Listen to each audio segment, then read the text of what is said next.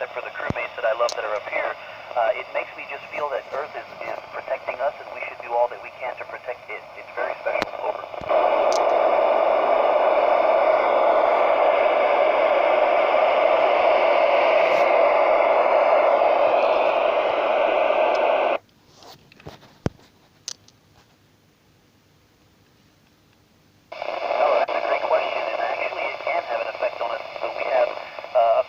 Where we talk to our health, medical doctors, and we also talk to our psychological doctors to make sure that our mental health is doing fine. And, but honestly, being able to speak with my family is probably the single most important thing to just keeping me centered. Not being happy all the time. I can focus on work when I need to focus on work. But there are lots of different ways, and the most important thing is that we have a variety of tools at our disposal because no one way is going to work for every crew member. Good question. Over.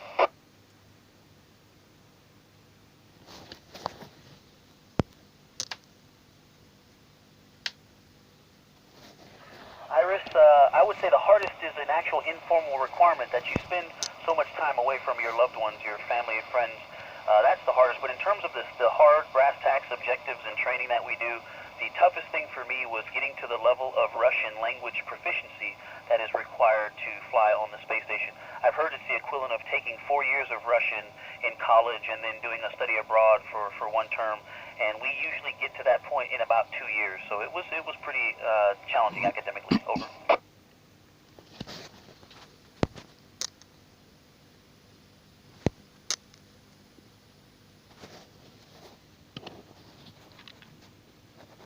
Celeste, not only do I believe that, I'm working to do my part to make sure that that happens. So I hope that if that is a dream of yours, that what we're doing up here today enables you guys to do so in the future. Over.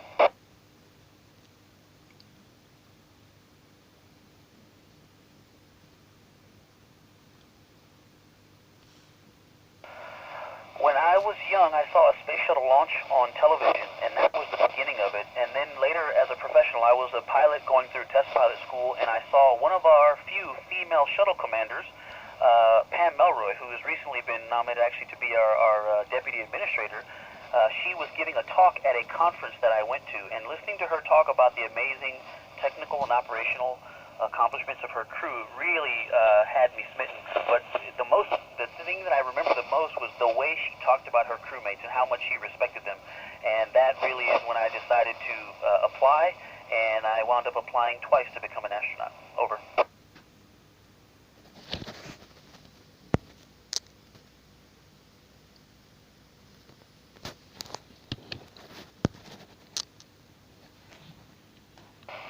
Emily, we actually can, and so you may not always know it though, because we see storms. You can see storms and lightning from up here, and you can see the big weather phenomena, the entire frontal systems as they move from continent or body of water to body of water, and that's really amazing, and it looks beautiful. But we have to remember that those have effects on the ground.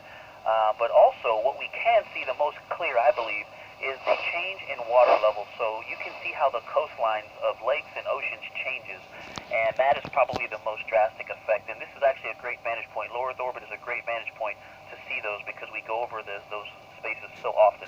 Over.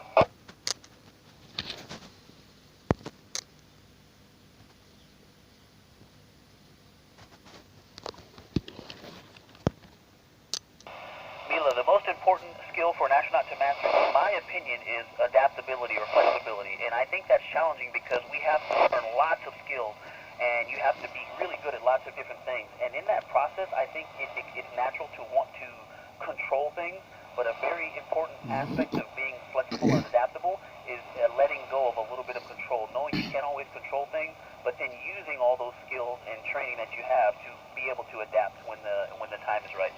Over.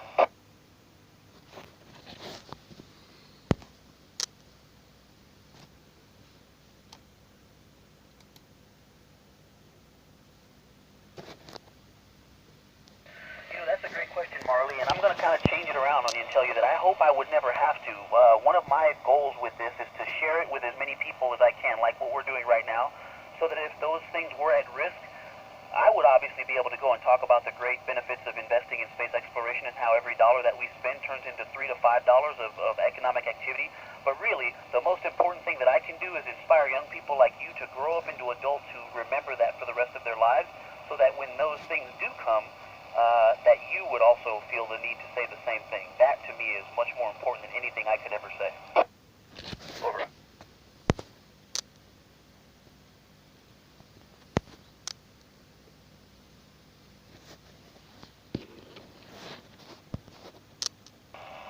Georgina, that's a great question, and I think the science that we do up here and the outreach and all those things, that's what it's here for. It's there's a saying, off the earth, for the earth. We are absolutely working for humans on the ground, but I think there's also an aspect of the way we live up here as